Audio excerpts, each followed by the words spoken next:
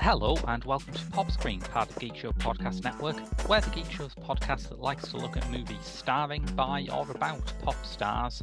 No, the podcast covers such a broad range of musical and cinematic genres, from country and western to hip-hop, from documentaries to science fiction. I'm your host, Graham Williamson. I'm a film critic for the Geek Show and for Horrified, the British horror website, as well as a filmmaker in my own right.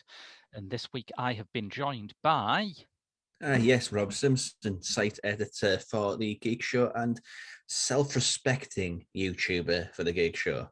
That means I'm a YouTuber, but I don't identify as one. Yes, a YouTuber who feels the correct amount of shame. Yes. This week's entry into Pop Screen's Halloween month is a science fiction chiller that takes you on a journey through space and time to a planet completely unrecognisable as our own.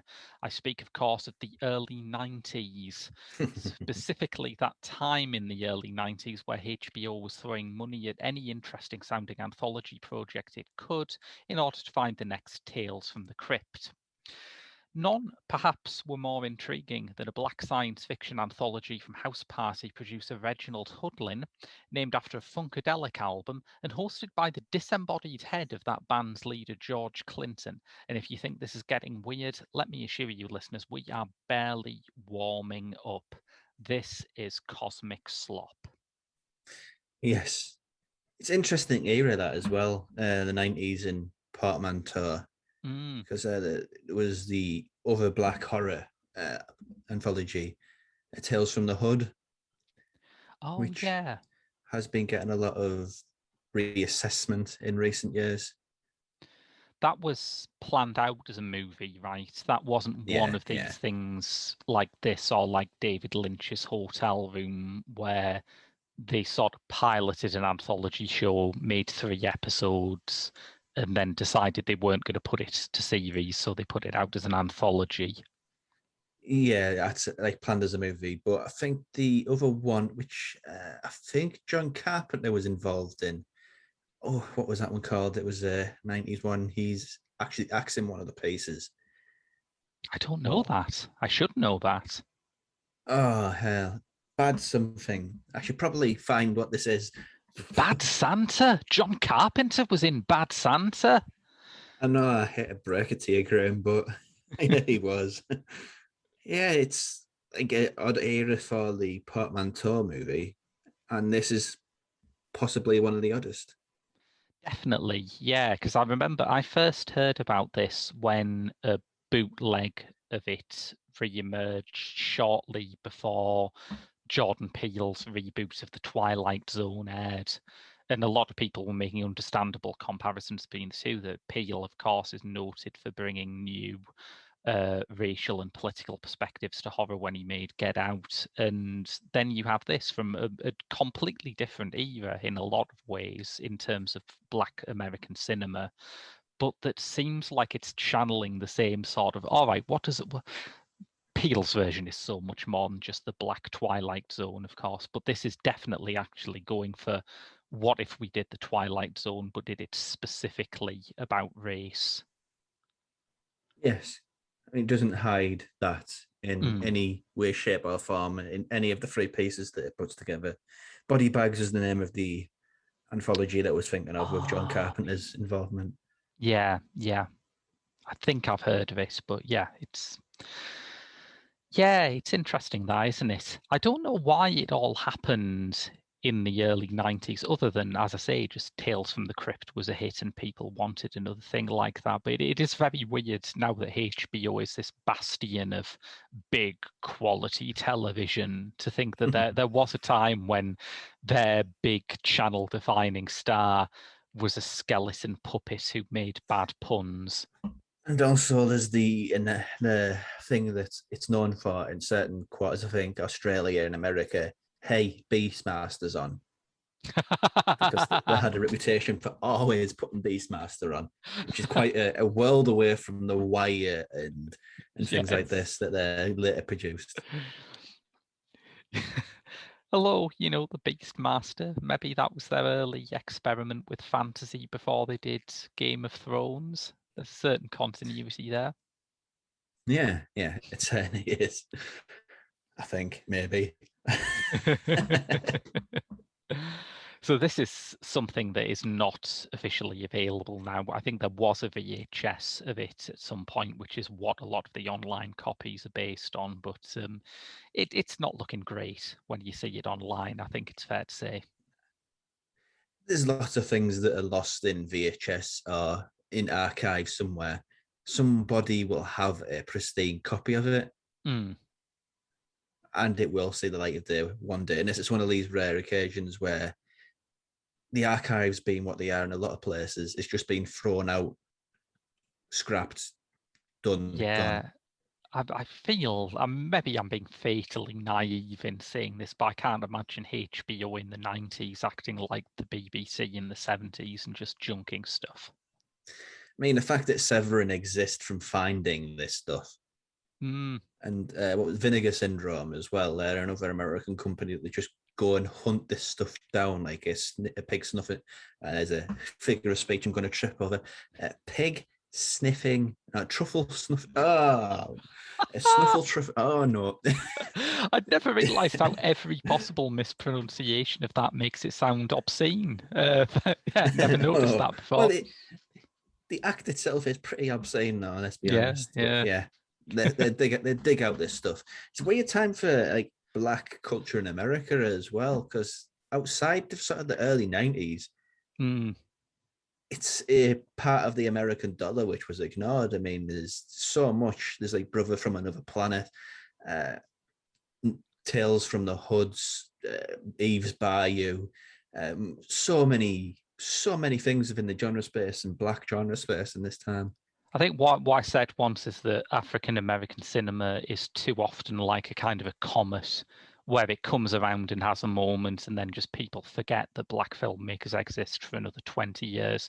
Hopefully, the current wave seems to be sticking around, and I'm Yeah. optimistic about that. But this is a product of what I think it's fair to say is the last major wave of black American filmmakers before the current kind of Jordan Peele, Barry Jenkins kind of era.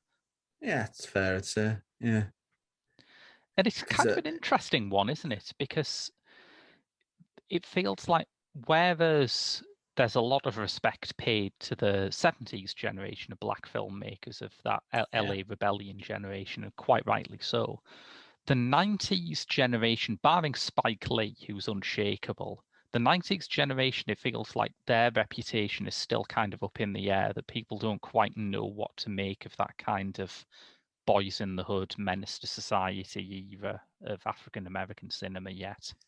yeah. It's kind of in key with the music, though, wasn't it? It's NWA had huge controversy surrounding them, Mm, but they weren't really advocating gang violence. It was just a commentary on the world that they were living in, yeah, yeah. and the way that that sort of era is looked at, you can't really separate. It's separating the art from the artist, isn't it? I mean, that's Mm, totally what's happened there.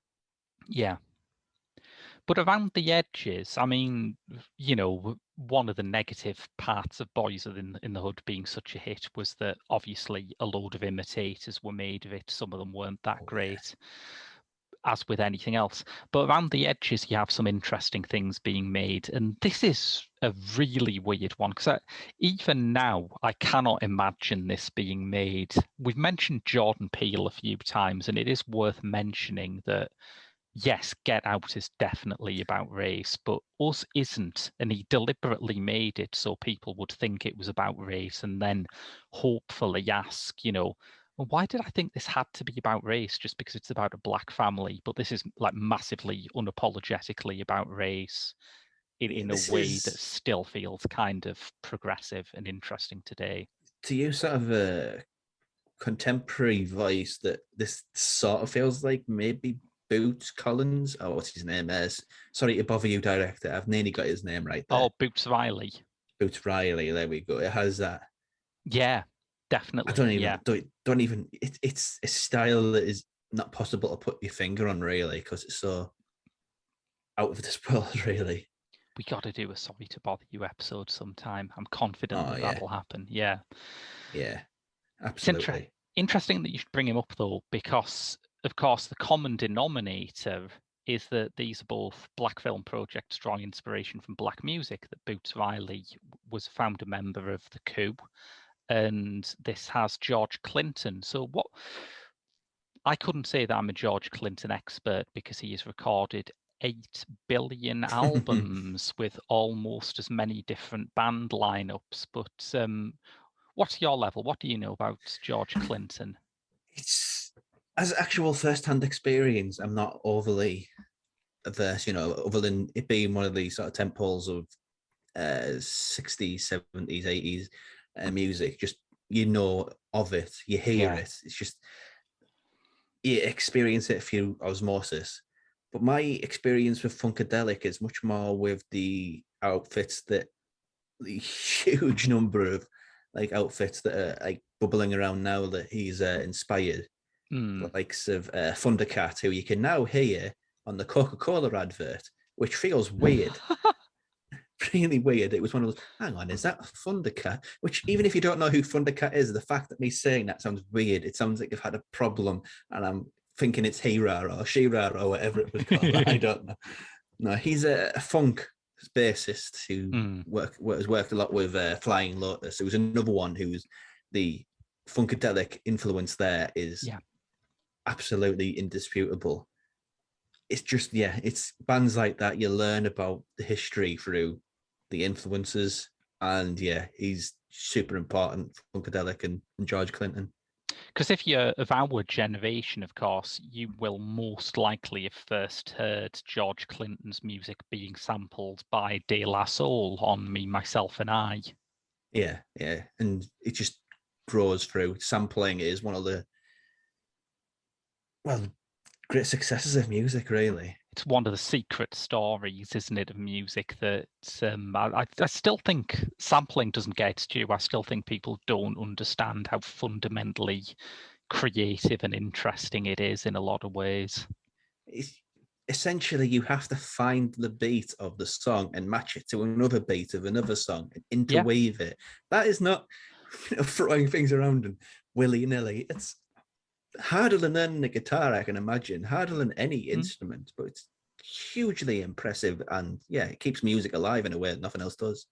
It does, yeah. And I think one of the things that it does around the time that this film is made, is it gives a sense of continuity to African-American music that otherwise wouldn't be there, because throughout the 60s, 70s and 80s, you have a lot of fairly disjointed, disconnected scenes. You have the sort of Motown wave of soul, which then goes away.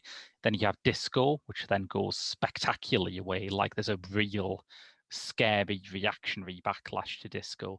And then you have Chicago House, and there are sort of connections here, but unless you're clued into them, it's just like every now and then there's a new thing.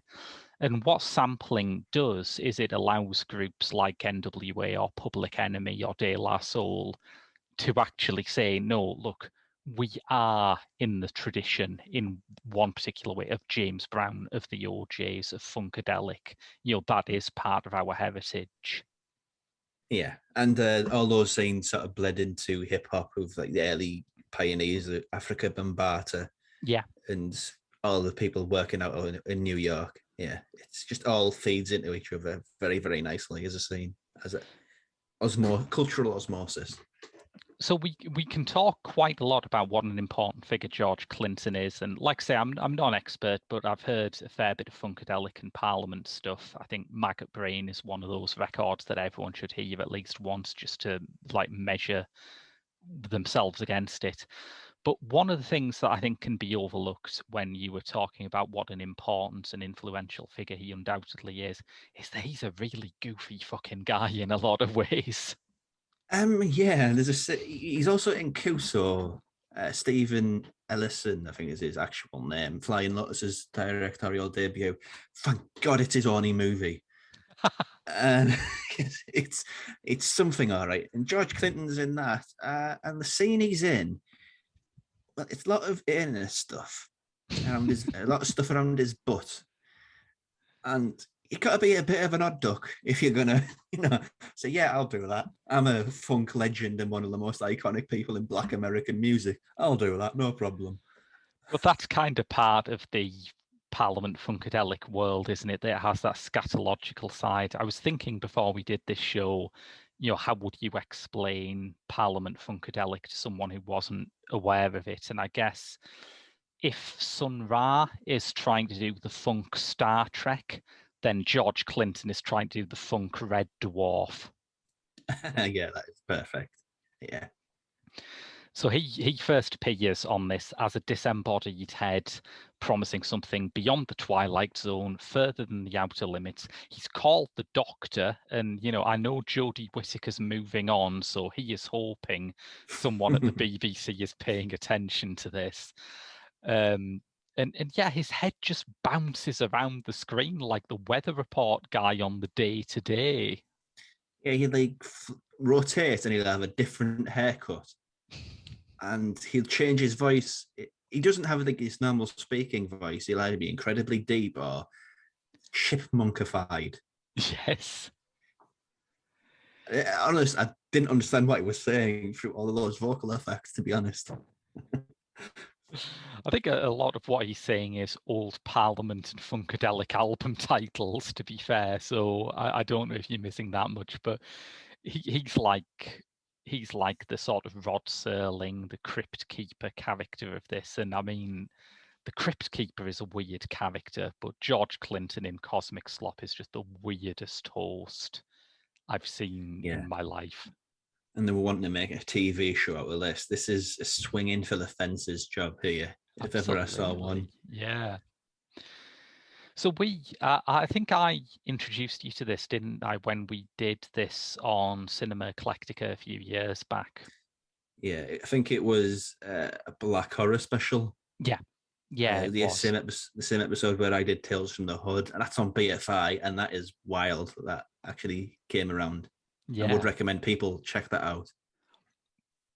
I remember when we talked about it, you were really intrigued when I said that Reginald Hudlin was involved in it. And that was interesting. I knew Reginald Hudlin by name. I knew that he'd produced a lot of films, but I'm not sure how I've had that much first-hand experience with him. So what switch went on for you when I said Reginald Hudlin? Well, this isn't necessarily nerdy, but he's comic book related. He had a absolutely amazing run on Black Panther. Sort of paving the way for Ta-Nehisi Coates and a lot of the black authors who cut the teeth as comic book writers with that character in that universe. And when you talk about Marvel, you think, oh, it's all sanitized and nice and clean, but no, he really puts anger and pain and black history into that. I don't think anybody possibly could. You're talking about late 90s, early 90s. Yeah. It's like a real sense of danger in the things that he was doing. And, he could work like that within Marvel. It makes an impact. And turn of the Millennium Marvel, which is, that's no one's idea of a golden age for the company. No, it certainly isn't. And it's also just one of those voices one of those names that's always on the edges of a lot of things. Completely, so yeah. He's always about, and that makes an impact, I think, yeah. Because he's probably most famous for House Party in the 80s, which is one of the very rare African-American films that really broke through in that decade. Yeah. He's formed a pretty durable production partnership with his brother Warrington, who also turns up as a director of a segment here. A year before this came out, they directed the video for Paint the White House Black, which was a solo single by George Clinton. I assume that's where they pitched him this idea. Yeah. So let's go through the stories. First story is space traders, which I think, I mean, I like all the stories, but this one is incredible, I think. Yeah, it's basically aliens come, the classic sort of space invaders, flying saucers come over to America. They want to talk to somebody. I think it's the vice president they get, and they propose a bargain. So we'll give you all the things you need to basically make everybody affluent, get rid of all the pollution, clean up America. But in exchange, we want every American who has, I think, 2.5% melanin in their skin. I think that's the number. Something, a percentage like that, yeah. Which essentially equates to black people. Yeah. We'll exchange all of this affluence and prosperity if you give us all your black people. And there is a fabulous joke where the vice president hears this offer and his first reaction is, what the hell is melanin? Yes. It's balls. I mean, I can't remember, closest to getting anything like this dangerous in a story is old John Travolta movie in which it changed black people for white people. So white people were the underclass in America and black people were... Oh, yeah, White Man's Burden. Yeah. Yeah, that's the closest I've got to anything like this sort of story. But this is ferocious. Absolutely ferocious. It is, isn't it? It's written by Derek Bell, who was, I mean, he's more famous as a historian and academic than a science fiction writer. He is one of the developers of critical race theory. So if you have a middle-aged relative whose face is currently like bright puce from watching GB News, Derek Bell has probably turned it that way. Okay. But he's like, the first time I heard about Derek Bell was one of these absolutely mad controversies where you remember when, did you remember a guy called Andrew Breitbart? This is going to lose us so many fans and I don't care. I'm not sure. I'm not, as I've established from lots of things, I'm bad with names. He was like a Republican rage blogger who... one of them lot. Yeah. Big fat guy, died of a heart attack. And obviously, you know, with this being the Republican Party, everyone's like, a big fat guy who's angry all the time had a heart attack? I don't know, something smells fishy here. And it was revealed that he had a bombshell story about Barack Obama, who was president at the time. They thought, yes, this is it. He's been killed to cover this up. So they released the story, and it was a videotape of Barack Obama hugging Derek Bell. And even like his fan base were like, I don't know, man, this doesn't seem worth murdering someone over. But of course, because this has happened, because it's been built up so much, there had to be like a big discourse around Derek Bell and his legacy. And it does mean that space traders was actually a part of the 2012 American elections for some goddamn reason. Wow. There was actually discussion about this thing because, you know, they had to keep throwing good money after bad and pretend this non-story of the president hugged a man I don't like was like a major game changer. When there's a pretty decent possibility he didn't know who he was. It's quite possible. I mean, he was introducing him at an event, but I'm sure politicians do not know who about 80% of the people they're introducing at an event actually are.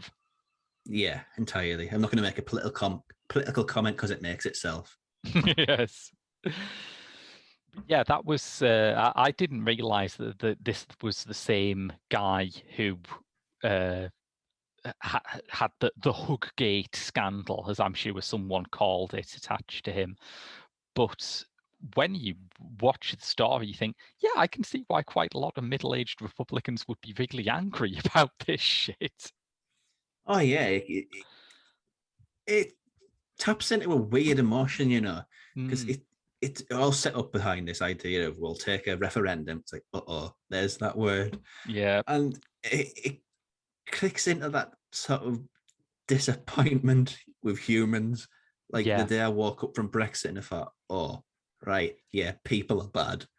It does. It's true. It has that really shattering feel to it where you think, we can't palm this off on anyone else, can we? This is our mess.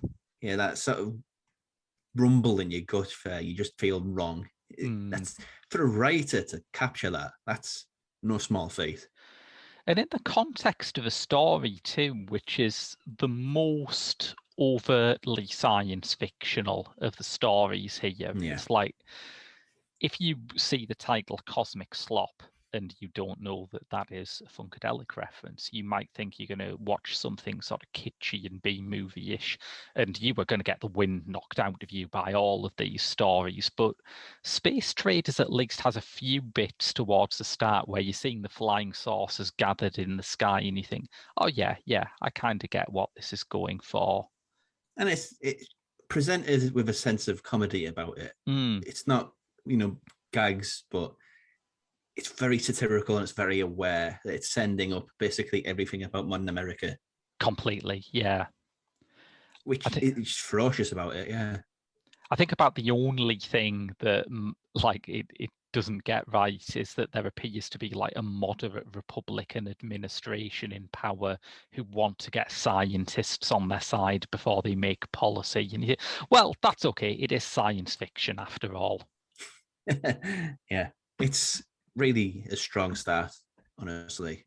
It's so good, and it has loads of just little tiny grace notes. I mean, the alien referendum, there's like a TV panel, I guess you'd call it. There's a TV panel to discuss this, and the host is Casey Kasem, who was like a veteran radio DJ who is probably most famous internationally as the voice of Shaggy on Scooby-Doo. But I'm really sort of glad that Casey Kasem was in this, because one of my childhood favourite cartoons was Transformers, and I found out much later that Casey Kasem used to do the voices for it, but actually resigned because there was one late episode where there were a load of totally gratuitous anti-Arab stereotypes because it was the 80s and that was in fashion. So yeah, really decent guy, and I was really charmed to see him turn up and confirm his really decent guy status in this. I'm not sure I know him. Who does he play in this?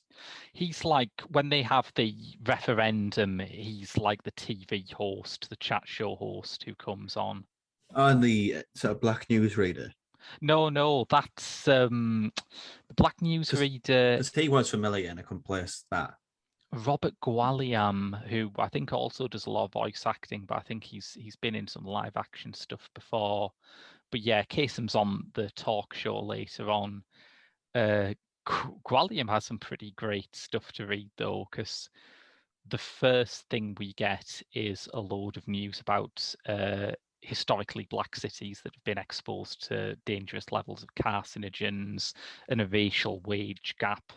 So it sets up that even though this is near future America, it's got a lot of the same problems as present day America, and it sets up the kind of society that this is taking place in before you get onto the dilemma, which I think is really important. And it's like little small jabs in the grand scheme of what it's trying to say as well. I can't remember the roving reporter, but he has the most right-wing sort of Texas area newsreader man name. I noted this down because I thought it was great as well. He's called Striker O'Rourke. Yeah, it's like perfect. The perfect little jab there. It's not a big one, but it gets right in the ribs. And this, I mean, for something that is about half an hour long, this plays out on an amazing number of levels of society. We've mentioned the news reporters, we've mentioned the president, but there's also an ordinary black family in this who are trying to work out how they deal with going about their everyday life where they have this existential threat hanging over their head. Yeah, and it doesn't end on an easy note. Talking around it, there's a promise of going to London. And the way it pulls that, like 100 families get smuggled to America, smuggled from America to England, I should say. And the way they pull that rug from underneath you, it's a cruel blow to a cruel story, honestly. Yeah, absolutely. Yeah.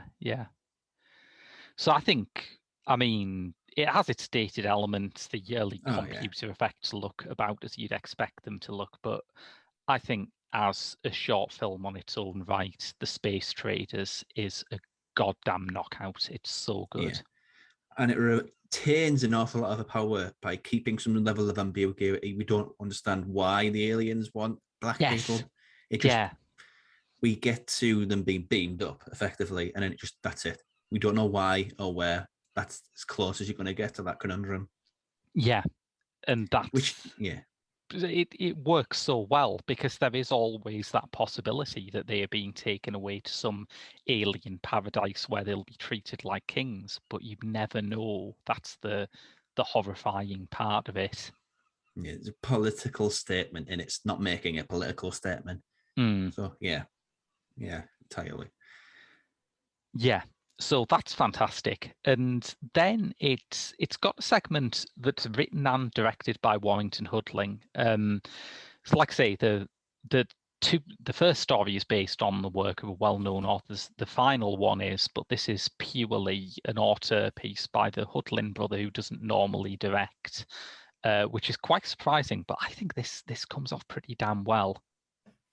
Yeah, it's very, very different. I came into this expecting like pure sci-fi. And I guess you could call this sci-fi, but it takes it from a completely different end of the American experience, where that's all about an entire subsect of the country.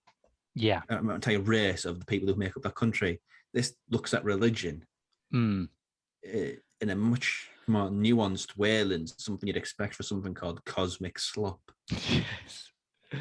And that's what I think. This is another area where I think this is terrifically ahead of its time, because if someone made this story now, people would have the genre categorization like snap of the fingers. They'd say, aha, folk horror. This is folk horror.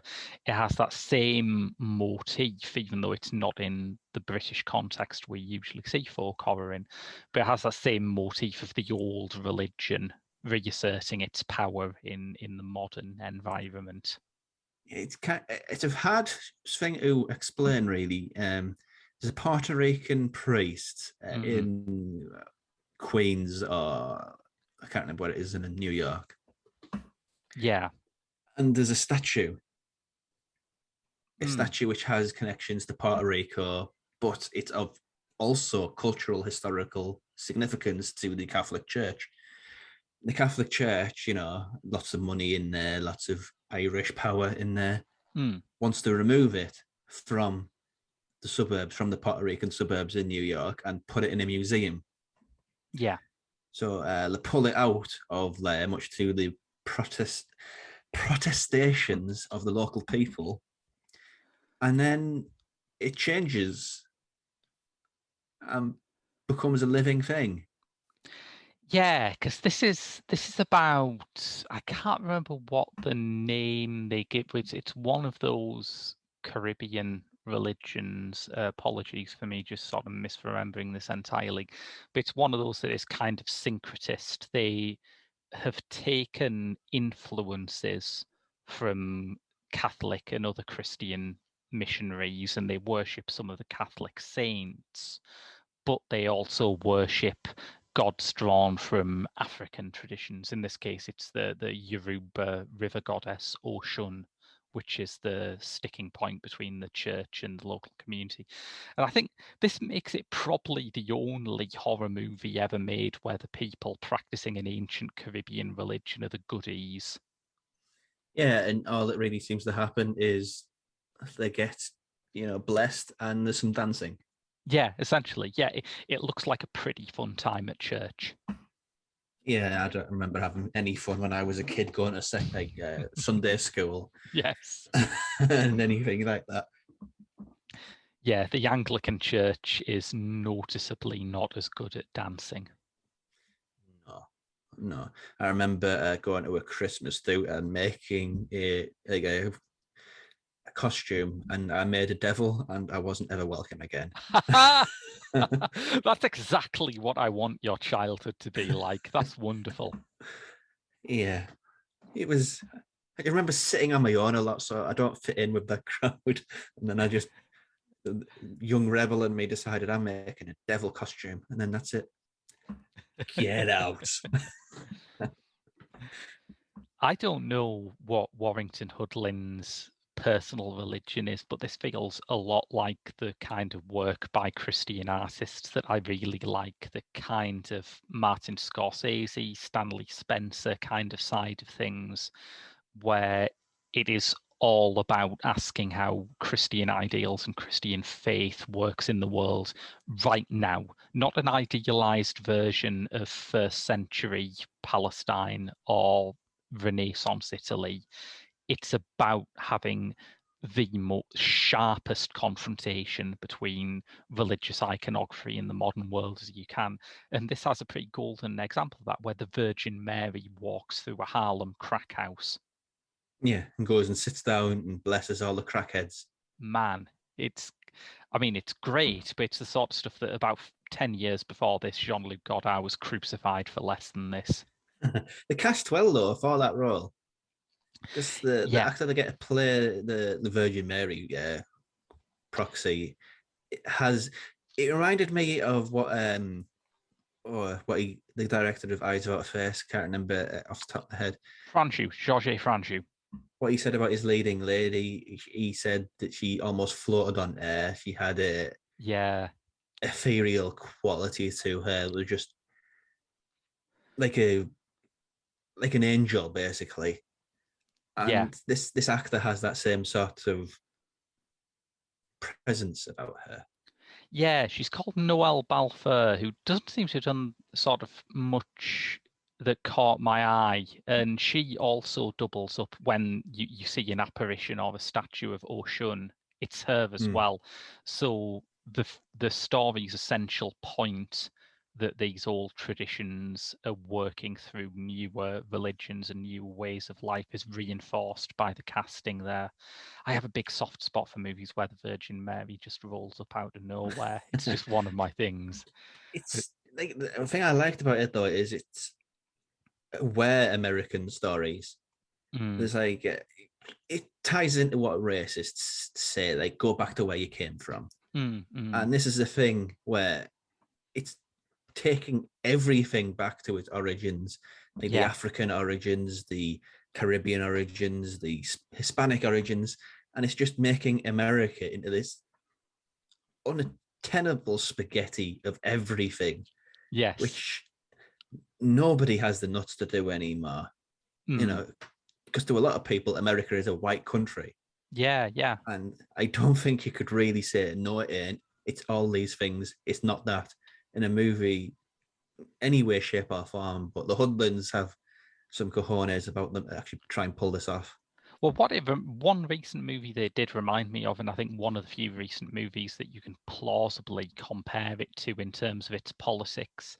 You know that bit in Black Klansman where John David Washington is talking about double consciousness, the idea by W.E.B. Du Bois that every black man in America is a black man and an American, and you have to find a way of how to be both, of how to do both things at the same time and fit into both parts of society.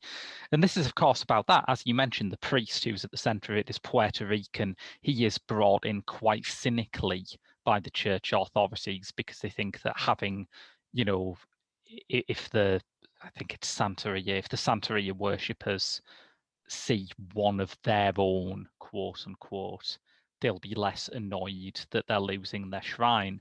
But they don't understand that the priest also feels a pull towards his own people racially, rather than just his own people religiously. And it explores that idea really, really quite sensitively, I think. It's odd to be both sensitive and dangerous. But it is. I don't think I've ever seen anything that's quite so precariously balanced.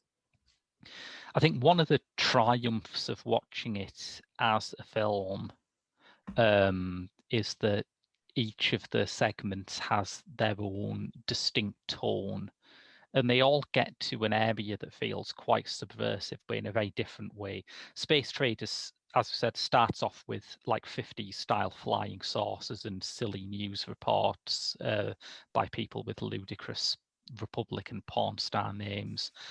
But that ends up, as we said, in this like devastating point. And this is a kind of low-key unease that boils up slowly. Ends kind of anticlimactically. Yeah, I would say that. Yeah, it gets a lot across about how complicated America is. Really rather sensitively, yeah. And then the last story, I think, again, is a gut punch, but again in a completely different way. Because this is a story by Chester Himes, who's most famous for a groundbreaking crime novel from a black perspective called Rage in Harlem. And this, what is the title of this segment again? Tang, wasn't it? Tang, yeah, just Tang, which is one of the characters' names, but always makes me think of that bit in The Simpsons where Homer calls President Clinton and asks him if he knows where to get some Tang. Classic era Simpsons. Yes.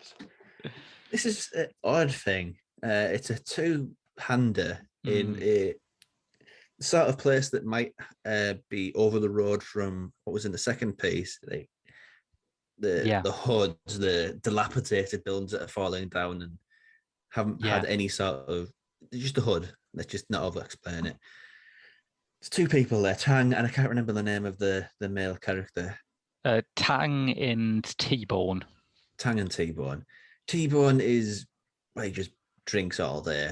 Yeah, there's no jobs. And he sends Tang out to do medical research, basically. Go and get these things done here, get some money so I can have a Burger King. Don't forget to get me an apple pie. Yeah. I think that's literal. He's introduced laughing uproariously at a TV showing of What's Love Got to Do with It, so you know this guy is an absolute douche. Yes. And then there's a knock at the door. You know, there's a lot of arguing. You know, they're both basically about one bad day away from jumping out the window. Yeah.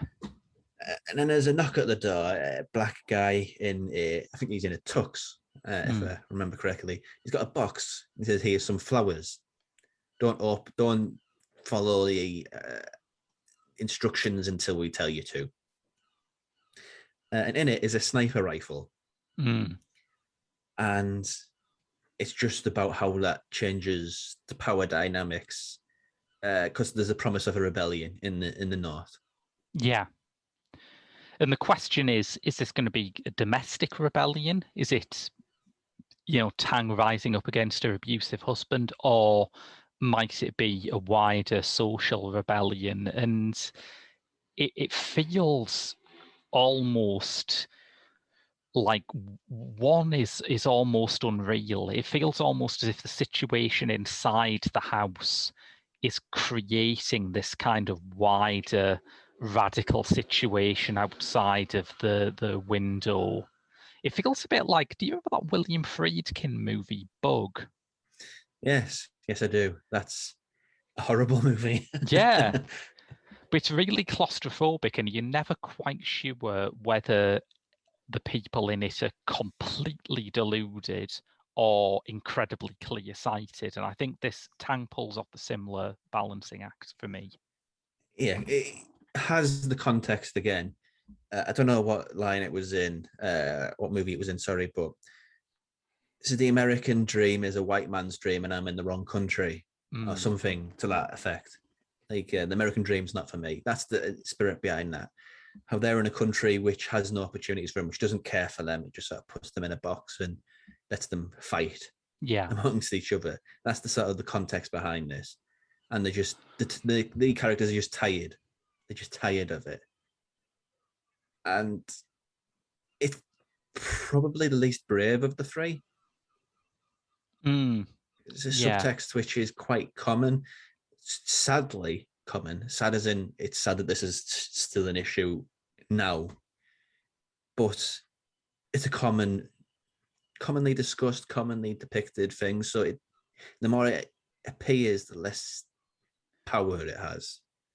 Yeah, I think so. It doesn't have the same surprising jolt as something like Space Traders, but it it is kind of interesting in its tonality, I think, in that it feels a bit like a two-hander play, and the dialogue is very sort of mannered and theatrical, and that again is just like a complete U-turn. It's nothing like the rest of this anthology. It's certainly not like the First Commandment, the segment before it, which is very low-key and realistic up until it needs to hit you with the fantasy element. But even before things start getting strange in Tang, this already feels like a really weird apartment. It does, yeah. It doesn't feel typical in any way. I mean, the fact that they're going to do medical experiments, it Yeah. sort of seeds in this, maybe there's a sci-fi element to it. Yeah, yeah. Like the guy who passes off the gun, I mean, is he real? Because he just vanishes, he sort of fades away. He has a kind of a Man in Black quality, doesn't he? Yeah. Yeah, so is this a real gun? Have they lost their minds? Is this a dream? You know, it's so many ambiguities to it. Yeah, and I think it sits a bit oddly at the end of the movie, but I can imagine that if this was picked up and became a series, there would be people talking about it as, you know, one of those episodes. There would be people saying, do you remember that Cosmic Slop episode where it's just two people in an apartment and they were trying to work out if there was a revolution taking place outside or not? It would be one of those sort of TV memories that just gets in your head, I think. I mean, it's a pity it didn't actually get picked up because it has the same sort of broad potential and broad DNA that Inside Number 9 does. Yeah. And from the American Black and Hispanic and potentially whatever ethnicity perspective that you could imagine. Yeah. And there's loads of really interesting Black and Latino science fiction authors whose work does not normally get adapted, like Octavia Butler and Samuel Delany, who you could easily have drawn from. Which is a pity, really. I mean, at the end of the day, I really like this. It took me completely by surprise. I didn't know what was coming. I didn't know anything. I just knew George Clinton was involved, and it's weird. Yeah. And for it to hit on so many different levels, like, it's miraculous, really. And because of that, it's such a crying shame that it never became anything more. I think I'm kind of in two minds about it, where part of me thinks this is good, but there's absolutely no way people were ready for it in 1994. No way in hell. It's a huge middle finger to literally everything that America stands for. Yes, yeah. And, you know, this is the time when Bill Clinton's just in office and he's very much trying to find the middle ground on racism. He's going to be half a racist. I think that was the solution. Every alternate day, he will be racist. So, yeah, this is not a film for an era which is kind of fat and complacent and thinks, yeah, Cold War's over, civil rights movement's over, everything's great now. But watching it today, oh boy, does it feel like it's ready for today. And outside of the bad aged effects and what looks like somebody's uploaded the VHS, like a 20th generation VHS on YouTube.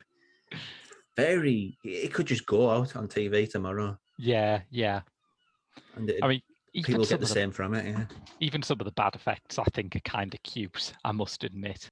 Yeah, it's like first generation sort of lawnmower mad CG. See, it looks bad, but if you called it vaporwave, it would look new. Yes. You put a synth scar over it, sort of washed out synth scar, and the internet would go nuts for it. The poster for this is literally a magic eye picture. Yes. That's how 90s it gets. Yeah. But as we say, presentationally, it may have dated, but politically, it's absolutely up to the minute and it's so good. Fierce, a fierce thing.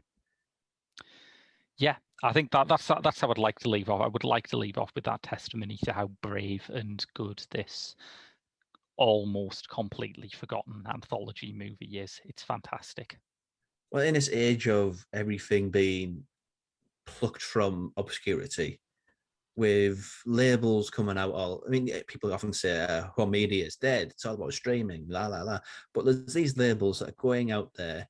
They are doing the real grunt work. They are searching down people who got a print of this in their garage. A print of this is owned by the guy over the road.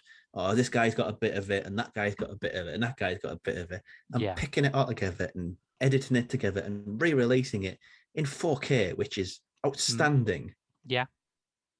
I don't think it's going to be lost forever. No, I think not. There's a place for this to be rediscovered, and assuming that print in whatever shape it's in, wherever it's in, that somebody gets lost in the HBO archive and just says, "Oh, look, there's Cosmic Slop," whatever route that is to see this getting a proper release and proper re-acknowledgement. I think that day can come soon enough, really, because maybe it'll inspire the regeneration of the series, because it has. Yeah. It's the time for it. Let's start the ball rolling, because we said that someone needs to put out a proper release of Tomorrow I'll Wake Up and Scald Myself with Tea. But 5 short years later, that did happen. Yes, it did, which is still wild. Yes. So until next week and our next movie for Halloween month, that's been your lot from Pop Screen. Don't forget, if you enjoyed this show, you can donate to our Patreon at www.patreon.com/The Geek Show, where you can find a monthly bonus episode of this show, our other movie podcast, Director's Lottery, weekly Doctor Who reviews from me, and any just bits of odds and sods that we also think are quite interesting. But until then, that's been your lot from Pop Screen. I've been Graham. And I have been Rob. And we'll see you next week.